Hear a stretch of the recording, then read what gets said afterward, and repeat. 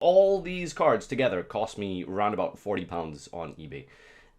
Just to give you an idea, right? And with the Eternity Code support for this deck, namely Goki, it's got a lot of really powerful plays and some really good monsters in here. 40 card and 15 extra and side, completely common rarity. Every single card that you see in here can be purchased at a common rarity. You will see some holos in here, but that's just because I happen to have the higher rarity version. The point is that every single card in this deck has a common printing, which is, I suppose, the purpose of this video. So let's begin first and foremost with your Goki card. So this is Suprex. Every single Goki monster has the same effect, where if it is sent to the graveyard, it can replace itself and add a Goki card from your deck to your hand. Goki card, not Goki monster, remember. You guys probably remember this from 2018. Some of you might not have played back then. But basically, every single one of these floats into a search, which is really cool.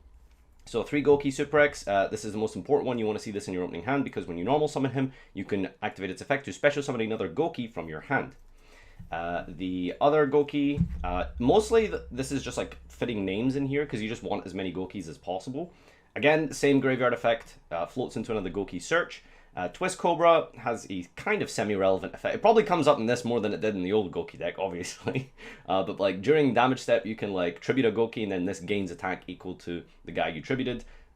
Kind of relevant to get over some stuff. Sometimes you can actually out the Buster Lock thing from the Union Carrier with this. So yeah, 3 Twist Cobra. And then another important Goki here is Headbat. Headbat allows you to discard a Goki from your hand to special summon him. It's a very important part of the combo, which I'll show. But yeah, so we're maxing out on the Headbats because it's probably like the only way to extend in this deck outside of Suprex. So it's very important that we get to him. 2 Goki Guts. This was mostly really important in my match, which, you know, I'm sure the video will be up soon and you'll get to see how that functions. But Goki Guts is a defense position monster that you can set that can't be destroyed by battle. In a common-only format, that's really hard to out. You could probably cut this down for some of the more useful Gokis that are coming up in a second, but this is a new one from Eternity Code. It's literally just Marshmallow, and it's not very good, but in common format, like I said, it's very good. Re-Scorpio, you can normal summon this without tributing if you control a Goki, or if you control no monsters. Just gotta keep the name count up, not really that great. Bear Hug, not gonna lie, don't even know what it does, but it's a name. Then we've got Ring Trainer. Is this the hand trap one? So if you control no monsters, reveal this in your hand, target a Goki in your grave, special this card from your hand, then special the target, but it loses 500. So this can reborn some of your boss monsters and extra deck monsters, I guess. And yeah, it's just to fill up the names. It might come up, I suppose. Another name that we're playing is the one of Octostretch, no Isolde, because Isolde doesn't have a common printing, so you can't send a Phoenix Blade to add to special this. Your Octostretch, your Iron Claw, it's kind of like a semi-honest, you can like gain some attack off of your guy when you pitch it from the hand. Zero Day Blaster, this is a really cool and interesting monster that came out. It is Eternity, yep, it is Eternity Code. So there's a bunch of new Code Talker monsters that synergize really well with this deck. And of course, most importantly, they're all common rarity. It probably makes a bit more sense when we get to the actual Link monsters that utilize this. This is kind of a semi-Garnet, but this is how you do your full combo using this guy. Next up, we've got a bunch of common staples. So, Ash Blossom is available in common rarity from the Salamangreat Structure deck. So, just for some defensive stuff, we've put in common, Veilers as well, and Ash Blossom, very combo heavy meta format right now. Ashing Needle Fiber or Veiling Link Cross or something like that, whatever, can be very good. And yeah, very cheap cards and pretty easy to get a hold of these days. 4 power one-offs.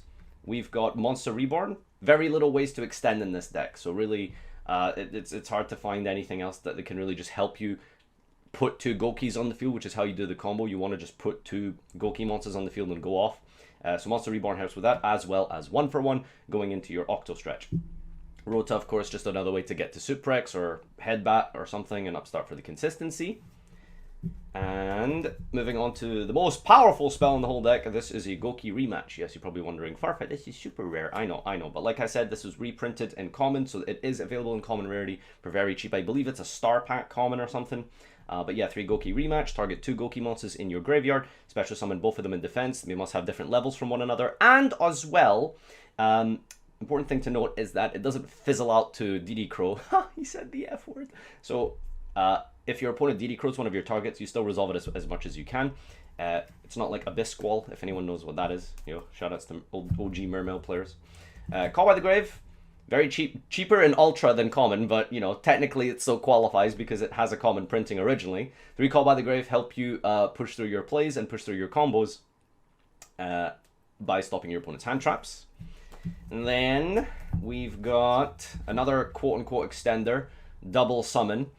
Kind of like a semi-expensive common. I can't remember exactly how much I paid for these. Maybe it was like £4 or £5 for the playset. Probably wasn't too bad. But yeah, your double summon is another way to get you to 2 Goki monsters on the field. Really, you got to ask yourself, how can I put more Goki monsters on the field? Well, as long as you can just put any 2 Gokis on the field, you've got full combo. Literally full combo. So 2 double summon. And finally, 3 Twin Twisters to hit any back row in order to push through your combo. Secret rares, I know, but like I said, it has a common printing. I believe it's the Rocket Structure deck. You can find the common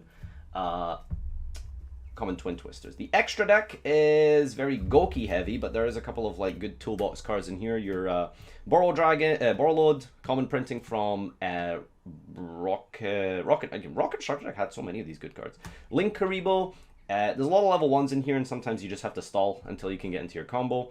Sometimes you can just like use it to get a search. If you top deck in a simplified game state, you link off your level 1 into this, and this is the guy gets you a rematch, which is you know, crazy. Triple Burst Dragon, just a way to stop damage step related effects, so it gets over the Ray graveyard effect, which I guess that deck's kind of common. So Triple Burst is really good there. Goki the Blade Ogre is actually an interesting monster. You contribute a monster that this points to. It can come up by bouncing up a card in your opponent's EMZ. So if you can get to if your opponent has an Apollousa generally points upwards. They don't usually make it in the main monster zone. It tributes Apollousa and they can't negate it because it's a cost to tribute. So Blade Ogre comes up in that scenario. You can also do your game shot with this because it attacks twice if necessary. Goki the Giant Ogre. I was originally playing the this, and then I cut it for the 3rd Power Load Ogre, which is a new boss monster, and I'll explain that one. Not gonna lie, don't really know what this does. Never ever came up for me. Power Load Ogre's probably better. I just put this in because I forgot to order the 3rd Power Load Ogre. Sue me. Alright, and then we've got Goki the Thunder Ogre. So this one allows you to perform an extra normal summon with to a zone that this points to. So this is how you get, like, essentially, potentially a 3rd summon in this combo, is because Thunder Ogre allows you to go, you get your search for the Goki, then you normal summon something, then you link off into 3+1 into the link 4. So that's what he does, and for the beginning of your combo, you're going to go into Heal Ogre. Heal Ogre just requires 2 Goki monsters, essentially. It's just a way to trigger them in the graveyard. So 2 of those, and the reason I'm playing like these kind of ratios with like 2 and 2 and stuff is because like you can do the combo once, and then with this, these ratios, you're able to do the combo yet again. So why we're playing 2. The new card, Codebreaker Virus Berserker. So this is a new one. This is how, I guess, like the cool combo that this deck does works. You can special summon 2 Goki, special summon a Codebreaker and the 0 day to link zones that a monster points to. So you end up bringing back the materials, both of them, that made this in the first place, and then you go into another towers. And then 2 of this guy, Codebreaker Virus Swordsman. This is what you initially do. It only requires 2 effect monsters, so it's very generic. Mind Control actually came up in one of my games with this deck, so you can just take your opponent's monster, and when it's co-linked, just like the other monster I forgot to mention, when it only gets the effect when it's co-linked. When this is co-linked, you can special summon the Garnet guy, the 0 day, from your deck, or hand or grave to your hand. So it's kind of a Garnet, but at the same time, if you draw it, or if it gets sent to your graveyard somehow, or whatever, you can still bring it back because this guy summons from hand, deck, or grave, which is really useful. So 2 of him, and finally, essentially the whole purpose of this deck, and the only reason you'd really play this deck, is to try turbo this guy out, which is what we're aiming to do. So Goki, the Power Load Ogre, it gains attack equal to link rating of all monsters on the field. So at the end of the combo that you do with this deck, you're going to end up with the Power Load Ogre, 2 of them, with 4,000 attack unaffected. Also has another effect. If you're going second, you contribute a link monster and destroy cards on the field up to its link rating. So you can you contribute this guy basically, and then pop 4 cards. So in the combo, you have the potential to pop 7 cards going second, which is really good at the local level, let me tell you. Alright, so that's it for the extra deck. The side deck is not really that relevant, but you know, there's a lot of good common cards apparently. There's we've got Mind Control, Cosmic Cyclones, Red Reboot, Anti-Spell, Judgment, Order, Pankratops, and a DD Crow. A lot of good common cards in the game that you can put in your side deck. This is just a rough idea, something for you to mess around with. You can change it as you see fit, depending on your local meta. And yes, that is it for the deck profile. Let me show you really quickly how this combo works. Basically, you need to put 2 Gokis on the field. There's multiple ways to do this in this deck. Super X, special summoning a Goki, is the most basic of sorts, but you have lots of ways to extend via, for example, Headbat, or your double summon, which we're playing 3 copies of. In a grind game, you can go with the rematch, and you also have your Monster Reborn, and 1-for-1 to get you into more Gokis. So, let's just begin generically with our normal summon Super X. Super X effect is going to trigger and special summon a Goki from our hand, special summoning the Twist Cobra. Now we're going to perform a link summon into our first Goki, which is Ogre, Heal Ogre, rather. This is going to trigger both Gokis in the graveyard. Twist Cobra and Super X are going to float into more Goki monsters, and that is going to search as a Headbat and any generic name. Generally, you probably want to get out a quote-unquote worse Goki, just so you don't draw into it later in the game. So let's go for Guts. Now we're going to trigger the effect of Headbat in our hand by discarding a Guts to the graveyard and special summoning him from our hand. This lets us put 3 materials on the board for a Thunder Ogre. Thunder Ogre's effect is it allows us to perform an extra normal summon to a link zone that this points to.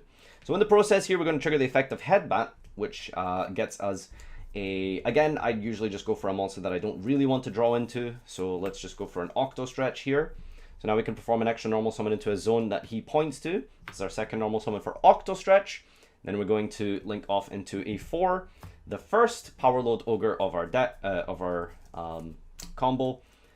So this guy's effect is gains 200 for each other link monster on the field, times 200 by its rating. You can also tribute a link monster that I believe it has to point to, and it pops cards on the field equal to its link rating. So I'll explain what you can do going second in just a moment, but in the process here we are going to trigger the Octo Stretch and searching one of the most broken generically archetype design cards in the game, and that is Goki Rematch.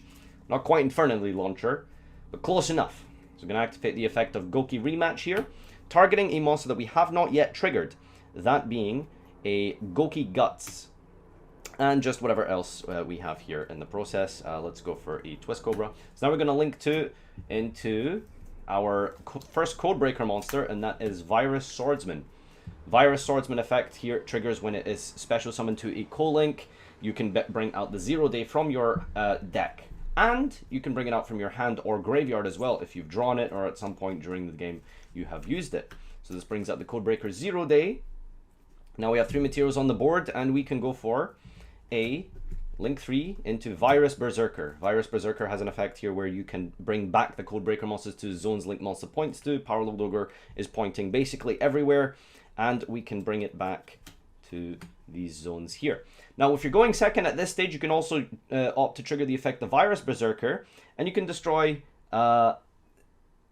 spells and traps your opponent shows up to number of Codebreaker monsters on the field. Yes, I have read my cards, I promise. So 1, 2, 3 Codebreakers, boom, 3 back row gone.